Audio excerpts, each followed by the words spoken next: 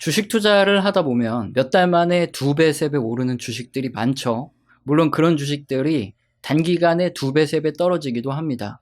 다른 말로 바꿔서 얘기해보면 타이밍과 종목을 잘 잡는다면 정말 2배, 3배 수익을 내기도 하겠지만 까딱 잘못하면 소중한 내 돈이 반토막 또는 3분의 1토막 그냥 떨어지기도 한다는 거죠. 소액으로 투자를 했다, 그러면 그냥 도박했다 생각하고 잊을 수도 있겠지만 큰 금액을 투자했을 경우에는 까딱 잘못하면 인생이 망가집니다. 사실 그런 실수를 하게 되는 때는 언제냐면 저 종목을 내가 미리 샀으면 지금 이렇게 올라있는 저 종목을 보면서 얼마를 벌었을 텐데 이렇게 후회를 하는 경우, 또는 남들은 얼마를 벌었다고 막 자랑을 한단 말이죠.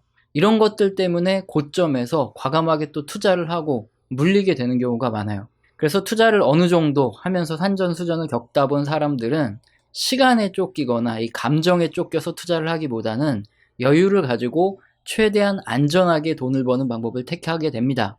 그림의 S&P 500 차트에서 이렇게 V자로 경기 침체에 의해서 하락하고 다시 반등하는 이런 구간들이 그렇죠. 실물 경기 둔화가 왔고 침체가 일어났던 2001년과 2008년인데요. 폭락 이후에 완전히 이런 바닥에서 사는 게 아니라 적당한 시점에서만 사도, 마찬가지로 그냥 적정한 이런 시점에서만 사도 회복되는 기간이 굉장히 빠릅니다. 그리고 상승하는 기간이 굉장히 길기 때문에 버티기도 굉장히 쉽고 수익도 많이 나는 방법이죠. 하지만 주식시장이 가장 뜨겁게 타오르고 우리들이 주식을 가장 많이 매수하게 되는 시점은 유튜브를 틀면 이 주식 저 주식 사세요라고 외치는 사람들이 가장 많은 그런 고점 근처에서 우리를 유혹하는 그런 것들이 많아요.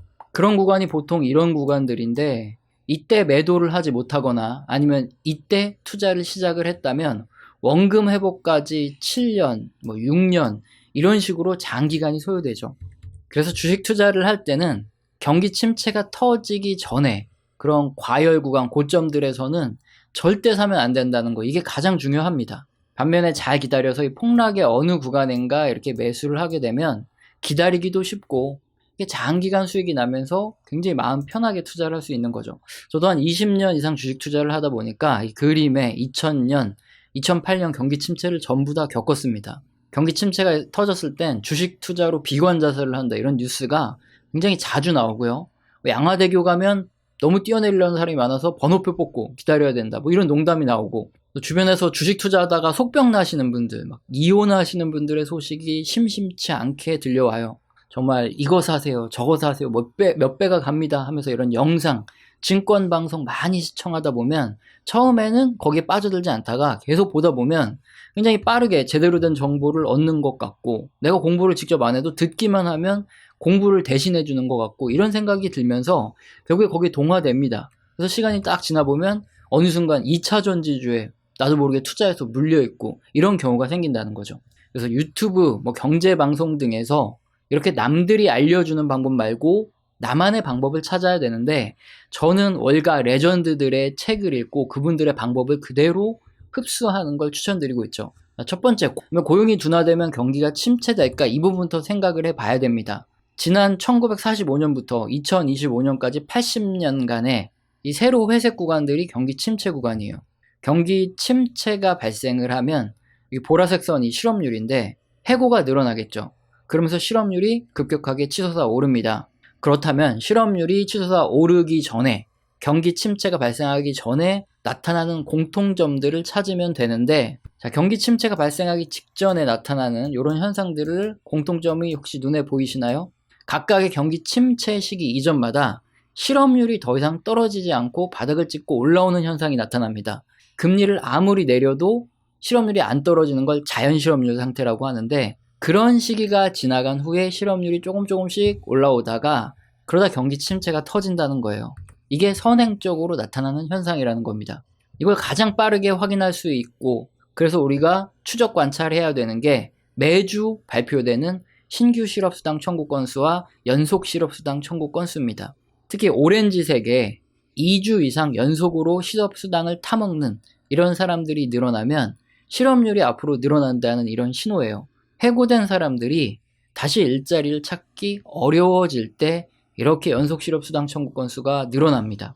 이게 6월 26일에 발표된 자료인데, 파란색의 신규 실업수당 청구 건수는 뭐 크게 변화 없이 계속 움직이고 있는데, 오렌지색의 연속 실업수당 청구 건수만 쭉 올라가고 있죠. 파란색의 주간 실업수당 청구 건수는 한 주간에 몇 명이 잘렸냐 이거고, 연속 실업수당 청구 건수는 이렇게 누적된 데이터가 나오기 때문에 한 주 한 주의 데이터는 사실상 별 의미가 없죠. 일단 미국에선 실업 상태가 되면 재취업이 어려워지고 있다. 미국의 실업자들이 점점 늘어나고 있다는 이런 중요한 신호가 되겠죠. 이제 과거 장기 지표를 봐도 똑같습니다. 주황색의 연속 실업수당 청구 건수가 1965년부터 새로 회색선 경기 침체가 발생하기 전에 보면 이 공포의 U자형이라 그래요. 이 U자형이 나타났다. 바닥 찍고 올라가서 이렇게 U자처럼 보이는 이런 모양이 나타났다 그러면, 아, 이거 경기 침체가 앞으로 터지면 제대로 터지겠구나, 이걸 예측해 볼 수 있는데, 자, 아무래도 이런 것들 때문에 트럼프가 미 연준에서 실업률이 앞으로 치솟아 오르면 감당이 안 되기 때문에 기준금리를 빨리빨리 인하해라, 이렇게 후임을 막 먼저 선임하고 이렇게 서두르고 있다, 이렇게 보셔도 될 것 같습니다. 월가 레전드들의 책에서 공통되게 나오는 내용은 뭐냐, 튤립 구군 사건, 남해 주식회사, 미시시피 회사 등 이게 과거 역사적인 버블, 그리고 주식시장이 폭락했던 이런 사례들을 쫙 설명해 주면서 일단 그런 시점들은 무조건 피해야 된다, 이렇게 말을 해요. 하지만 그런 책에서 전부 그런 경기 침체가 정확히 어떻게 오는지, 어떻게 시점을 맞춰야 되는지 이런 건 누구도 말해주지 않고 자신들조차 모른다고 말합니다. 다만 월가의 그 레전드들마다 각자 생각하는 중요한 경기 침체 이전에 나타나는 경제 현상이나 경제 지표를 다 가지고 있고 그걸 슬쩍슬쩍 흘려줘요. 그런 시점에는 포트폴리오에서 현금 비중을 늘린다, 이렇게 말을 하는데, 일부 월가 레전드들의 책에서 이렇게 고용을 선행하는 지표들을 중요하게 다루고 있고, 그래서 여러분께도 계속 추적, 관찰해 드리고 있는 겁니다. 경제 성장률이라 그러고 실질 GDP라고도 하는데, 이게 주식시장과 어떤 관계일까? 역시 6월 26일에 이번 1분기 경제 성장률, 실질 GDP의 확정치가 발표가 됐습니다. 연율 환산으로 마이너스 0.5% 둔화됐어요. 경제 성장률 자료는 이제 매 분기가 끝나고 나서 한 달에 한 번씩 예비치, 잠정치, 확정치가 수정돼서 발표가 됩니다. 2025년 1월에서 3월까지가 1분기죠. 그럼 4월부터 계속 발표가 돼 왔던 거예요. 근데 GDP는 개인들의 소비 지출 더하기 투자 지출 더하기 정부 지출 더하기 수출 마이너스 수입으로 계산을 할 수 있는데, 트럼프의 관세가 4월에 확정이 됐죠.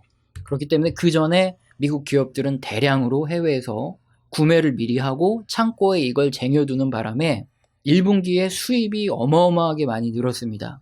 이렇게 수입이 늘어나면 GDP가 마이너스가 될 수 있죠. 하지만 다행스럽게 이 투자가 많이 진행이 되면서 경기를 방어해줬어요. 인공지능, 빅테크 이런 기업들의 투자가 크게 한몫을 한 거죠. 이게 몇 년 전부터 미국 경기 둔화를 온몸으로 막아주고 있습니다. 일단 2분기에는 관세가 부과되기 때문에 사재기가 끝나죠. 그래서 기업들의 수입이 줄어들 가능성이 높습니다. 그래서 GDP가 다시 플러스로 전환될 가능성이 큰데, 역시나 중요한 건 미국 경제를 지탱해주고 있는 투자 지출이에요.